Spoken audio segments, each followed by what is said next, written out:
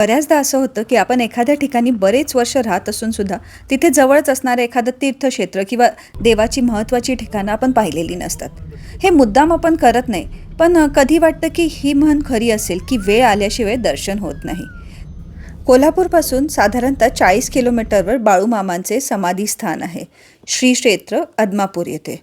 जाताना रस्ता चांगला आहे आणि पुढे जाताना ज्यावेळी तुम्हाला ओव्हरब्रिज लागतो त्या ओव्हरब्रिजच्या खालचा जो रस्ता आहे तो तुम्हाला घ्यायचा आहे. खालून तुम्ही गेला की लगेच तुम्हाला डाव्या हाताला मंदिराचं दर्शन होतं.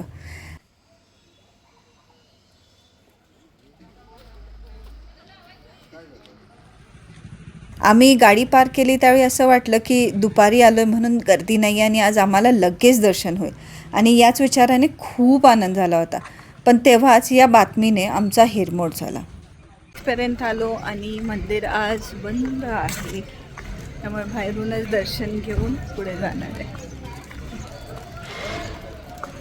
बाळूमामांचा भंडारा उत्सव जवळ आल्याने मंदिर साफसफाईसाठी 3 दिवस बंद ठेवण्यात आलं होतं.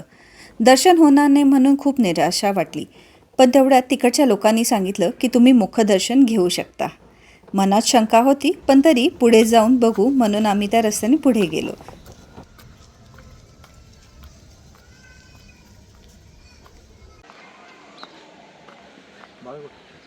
हाय की हे उद्या जेवण करायसाठी कायली ठेवलं वाटतं प्रसादाच्या. हा ते आता भंडारा आहे ना, 7 दिवस चकचकीत आहे. केवढा मोठा मोठाच.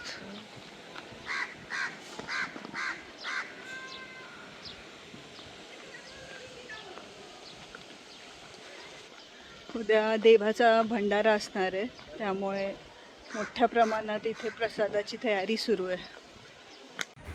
बाळूमामा यांचा जन्म 3 ऑक्टोबर 1892 रोजी अक्कोळ या गावी झाला. धनगर कुटुंबात जन्मलेले बाळूमामा त्यांचं मेंढ्यांवर अतिशय प्रेम होतं. काही जण त्यांना शिवाचा अवतारही म्हणतात. गारगोटी येथील मुळे महाराज हे त्यांचे गुरु. आजही लोक म्हणतात की बाळूमामांच्या मेंढ्या या ज्यांच्या शेतात तळ करतात त्यांच्या शेतात अमाप पीक येतं. दर्शन घेऊन आता आम्ही मेटक्याला आलेलो आहे.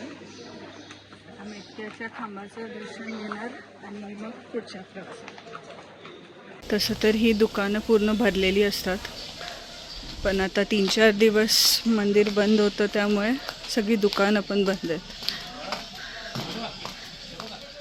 दुकानं ओलांडून आम्ही पुढे आलो तर अगदी डोळ्याच्या टप्प्यात आम्हाला बाळूमामांचं दर्शन झालं.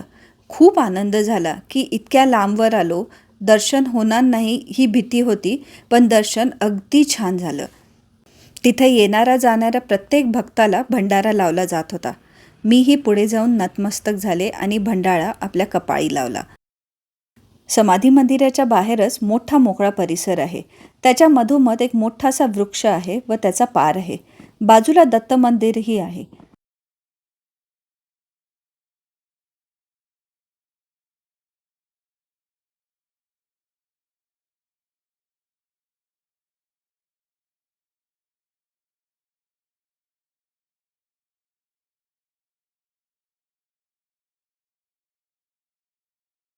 बाळूमामांच्या मंदिरात आपल्याला अनेक मूर्ती बघायला मिळतात. त्यात मध्ये बाळूमामा, डाव्या हाताला आहेत ते त्यांचे गुरु मुळे महाराज आणि उजव्या हाताला छानशी विठ्ठल रुक्मिणीची मूर्ती बघायला मिळते.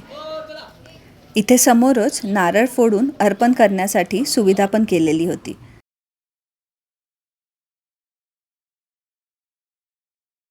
तुम्ही जर आदमापूरला येत असाल तर 2 गोष्टी आहेत ज्या मी तुम्हाला सांगेन की इथून नक्की घ्या. पहिली म्हणजे इथली कांबळ आणि दुसरी म्हणजे इथे मिळणारं शुद्ध खोबरेल तेल. 500 रुपयेपासून पुढे तुम्हाला इथे या कांबळी घेता येतील.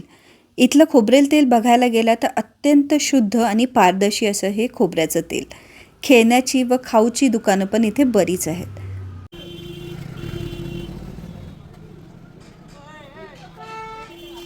आदमापुरात बाळूमामांचं दर्शन घेऊन आम्ही इथूनच पुढे 19 किलोमीटरवर असलेलं मेतके या गावी निघालो. तिथे हालसिद्धनाथ बाळूमामा मंदिर हे आहे. या क्षेत्राला मूळ क्षेत्रही म्हटले जाते. काही काळ पुढे गेल्यावर उजव्या हाताला तुम्हाला एक फाटा लागतो. इथला दिशादर्शक फलक छोटा आहे त्यामुळे पटकन लक्षात येत नाही. कधी कधी आपण त्यामुळे पुढेही जाऊ शकतो. सगळा परिसर इथला तुम्ही बघितला तर शेतीनी भरलेला आहे. काळ्या मातीत अनेक पिकं तुम्हाला दिसतात. आम्ही गेलो त्याच्या आदल्या दिवशी मेंढ्यांचा रिंगण सोहळा इथं पार पडला होता. जसं विठ्ठलाची वारी करताना आपण अश्वरिंगण सोहळा बघतो, तसाच इथे मेंढ्यांचा रिंगण सोहळा असतो. भाविकांचं स्वागत करणारी अनेक फलक सगळीकडे आम्हाला दिसत होती. गावातील छोटी छोटी बैठी घरं अगदी सुंदर होती. घराच्या बाहेर मिरची, शेंगा अशी अनेक वाळवणं टाकलेली होती. एक खांब कैलासात व दुसरा मेतक्यात हे मामांचे शब्द सगळ्यांनाच माहीत आहेत. इथे येण्यापूर्वी मला या क्षेत्राची महती जास्त माहीत नव्हती, पण इथे जे काही पाहिलं त्यानंतर माझी इथे नितांत श्रद्धा बसली. 1932 साली स्वतः बाळू मामांनी या ठिकाणी हा 14 फुटी खांब रोवला. करणी, भूतबाधा, नकारात्मक शक्ती इथे येताच क्षणी गळून पडतात असंही सांगितलं जातं. आज हजारो भाविक त्याची प्रचिती घेत आहेत. बाळूमामांचा भंडारा या सगळ्या दुष्ट शक्तींना पळवून लावतो असं सांगितलं जातं. आदमापूरला मुखदर्शन झाले, पण मेतक्यात आम्हाला खूप सुंदर दर्शन झालं. गर्दी नसल्यामुळे आम्हाला लगेचच मंदिरात आत प्रवेश मिळाला. बाळूमामांचे मंदिर परिसराचे अगदी सुंदर असे दर्शन झाले. तिथे असलेला खांब याविषयी आम्हाला बरंच काही जाणून घेता आलं. इकडूनच पुढे थोड्या अंतरावर तुम्हाला बाळूमामा सत्यवादेवी यांचे मंदिर लागते. आम्हाला याबद्दल माहीत नव्हतं, त्यामुळे आम्ही तिथे जाऊ शकलो नाही. पण ही चूक तुम्ही करू नका. ज्यावेळी तुम्ही मेतक्याला येता, ज्यावेळी तुम्ही इथल्या खांबाचे दर्शन घेता, तर ह्याच्यानंतर तुम्ही सत्यवादेवी यांच्या मंदिरात नक्की जा. आमचा प्रवास तर सुंदर झाला, पण त्याचवेळी एक वेगळीच ऊर्जा पण जाणवत होती. कधी कधी काय गंमत असते ना, आपण जे बघत असतो ते आपल्याला खूप नंतर दिसतं. आम्ही घरी आलो आणि नंतर मला पेपरमध्ये ही ॲडव्हर्टाईजमेंट दिसली आणि ह्याच्यामध्येच तुम्हाला मी ज्या खांबाबद्दल बोलत आहे तो खांब पण दिसतोय. तसंच इथे सद्गुरू बाळूमामा यांनी वापरलेले भंडाऱ्याचा बटवा व मामांची पितळी पादुका ही दिसतीये.